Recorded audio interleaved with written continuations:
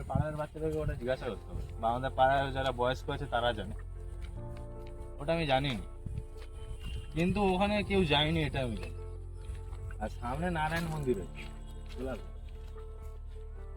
এটা মানে রাস্তাটা, এই যাওয়ার রাস্তা। এই যে মন্দিরটা কালী মন্দির, আচ্ছা। কিন্তু যখন বড় হই জানতে পারি এটা নারায়ণের মন্দির, ভিতরে সে শালিগ্রাম পাথর হয় না সেটা আছে। এই নারায়ণ মন্দির, আমরা অতদিন জানছি এটা কালী মন্দির। চলে আসো, এই বাইরে থেকে দেখো তালা লাগানো আছে, ঠাকুরের দর্শন কি পাবো না? দরজা লাগানো আছে নেই।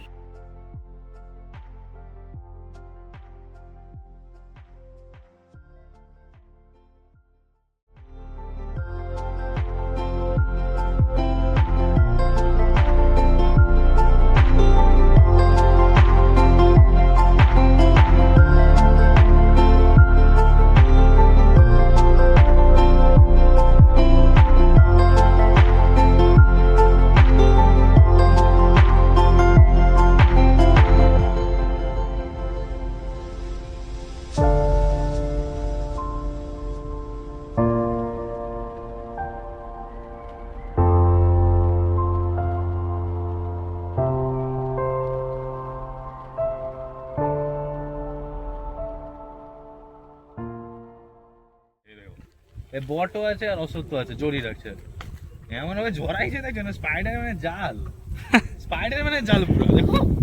হ্যাঁ, জড়াইছে দেখছি কেমন।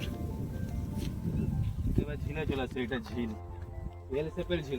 তুমি ওই যে গুগল ম্যাপ দিয়ে দেখবে উপর দিয়ে পুরো এল শেপের লাগবে। ঝিলটার আগে মানে আরো এরিয়াটা বড় ছিল, কিন্তু পরে কি হচ্ছে ওই মাটিটাকে, এই ঝিলটাকে একবার ছিঁচছিল। আচ্ছা। ছিঁচে ওই অনেকগুলো আছে ডেজার গাড়ি এনে মাটির দিকে ছিঁচে দিচ্ছে, হ্যাঁ। মাটির দিকে তুলে তুলে আরো মানে ধারে ধারে লাগিয়েছে পাড়াটা। এইগুলা কেন দিচ্ছে না, এই যে লালগুলা, হ্যাঁ, কেন? যাতে কেউ না রাত্রিবেলা এসে জাল টাল ফেলে মাছ ধরতে পারে, মাছ আছে ওতে। এগুলা এই জন্য দিচ্ছে, কারণ অনেকের চোট টোট থাকে না, হ্যাঁ। যে রাতের বেলা এসে মাছ ধরবো, তাদের জন্য দিচ্ছে ওইগুলো।